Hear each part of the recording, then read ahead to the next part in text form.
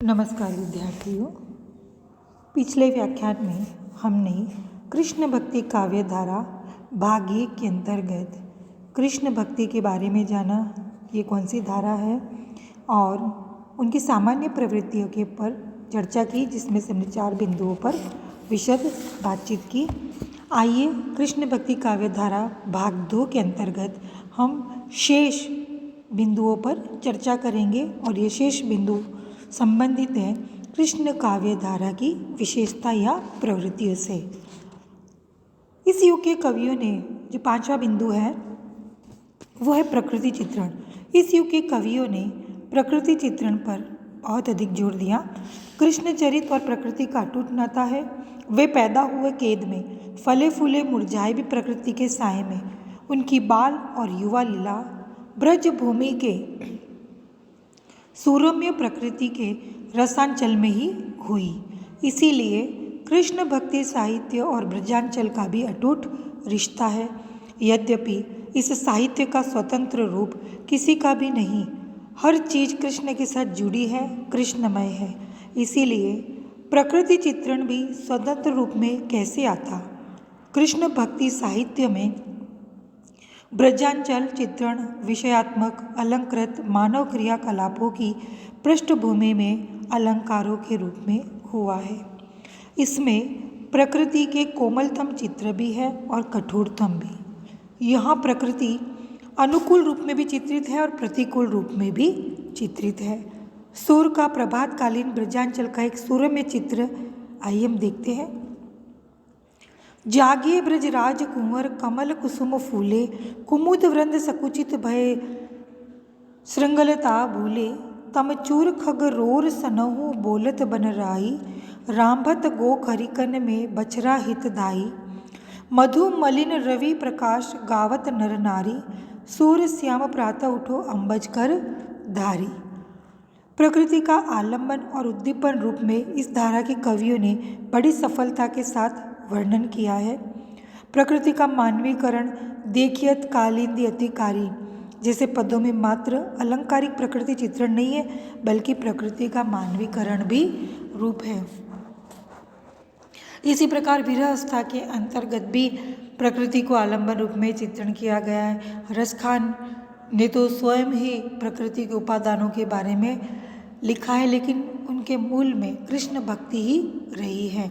वो तो कहते ही हैं कि अगर मैं पाहन हो तो मैं ब्रजभूमि का बनूं, पानी हो तो मैं यमुना का बनूं।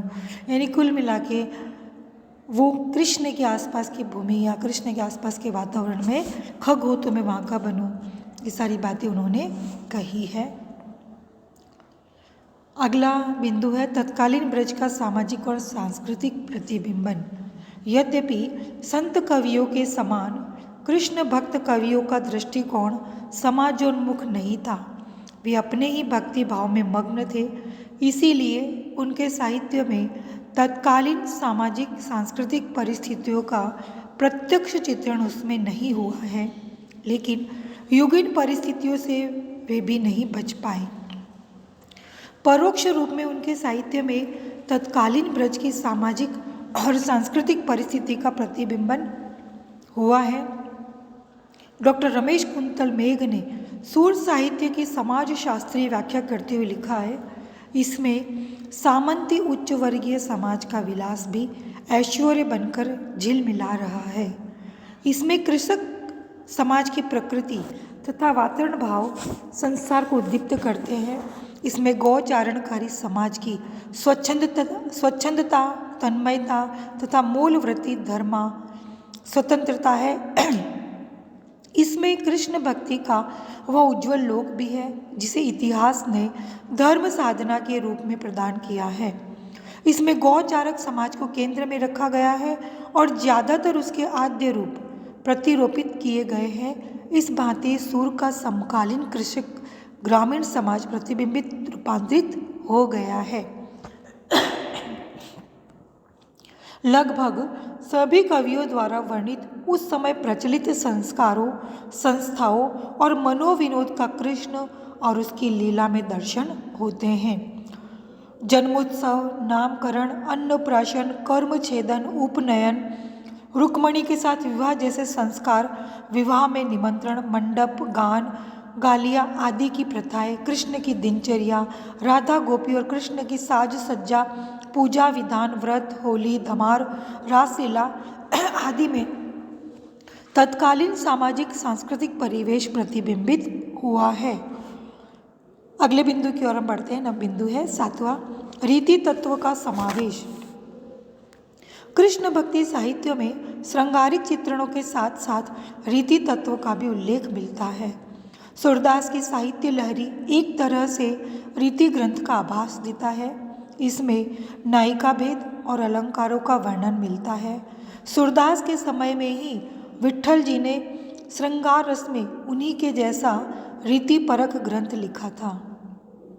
चैतन्य संप्रदाय में भक्ति को काव्य शास्त्र का सांगोपांग रूप देने के लिए भक्ति रसामृत सिंधु और उज्ज्वल नीलमणि की रचना हो चुकी थी।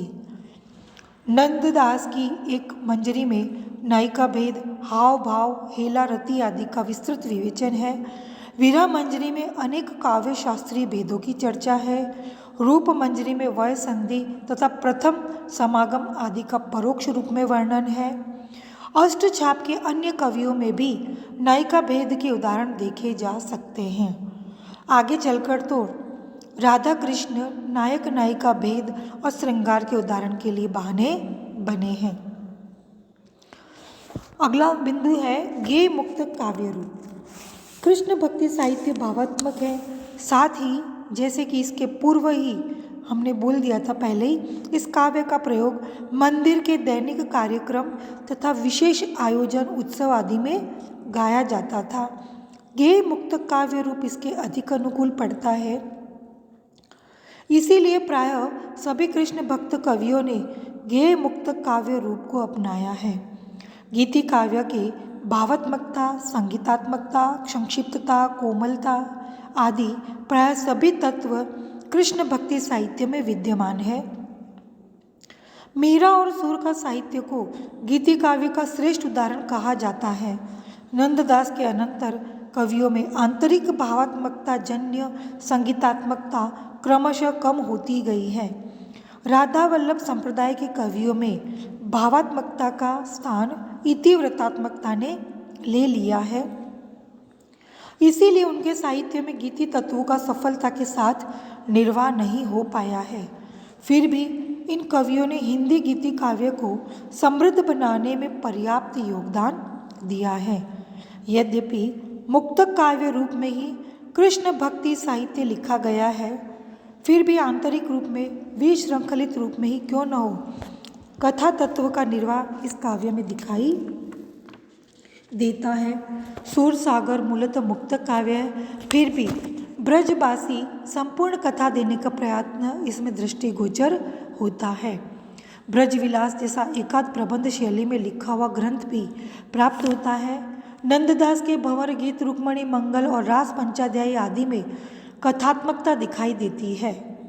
काव्य रूपों में गद्य का प्रयोग भी हुआ है। 84 वैष्णवन की वार्ता, 252 वैष्णवन की वार्ता के अतिरिक्त अनन्य अलीकृत स्वप्न प्रसंग, ध्रुवदास कृत सिद्धांत विचार तथा प्रियादास का राधानेय गद्य की रचनाएं हैं। नवा बिंदु ब्रज भाषा का परिष्कार। कृष्ण भक्ति साहित्य में कृष्ण की जन्मभूमि में लोक प्रचलित ब्रज भाषा का ही प्रयोग किया गया है। कृष्ण के रूप एवं लीला माधुर्य के गीत्यात्मक अभिव्यक्ति के लिए ब्रज भाषा ही अनुकूल साबित हो सकती थी। रूप, लीला और भाषा के माधुर्य के संयोग से केवल कृष्ण भक्ति साहित्य ही नहीं बल्कि ब्रज भाषा भी इतनी लोकप्रिय हो गई, केवल उत्तरी भारत में ही नहीं अहिंदी भाषी क्षेत्रों में भी इनका प्रयोग होने लगा। इस तरह ब्रज बोली को ब्रज भाषा बनाने का श्रेय कृष्ण भक्ति साहित्य को प्राप्त है। ब्रज भाषा को इन्होंने इतनी प्रतिष्ठा प्रदान की कि परवर्ती रीतिकाल और भारतेंदु काल तक वह काव्य भाषा के सिंहासन पर विद्यमान रही। कृष्ण भक्ति कवियों में सूर और नंददास का भाषाई योगदान अत्यधिक महत्वपूर्ण है। डॉक्टर गणपति चंद्र गुप्त के शब्दों में सूरदास और नंददास जैसे प्रतिभाशाली कवियों के हाथ में पढ़कर ब्रज भाषा चमक उठी।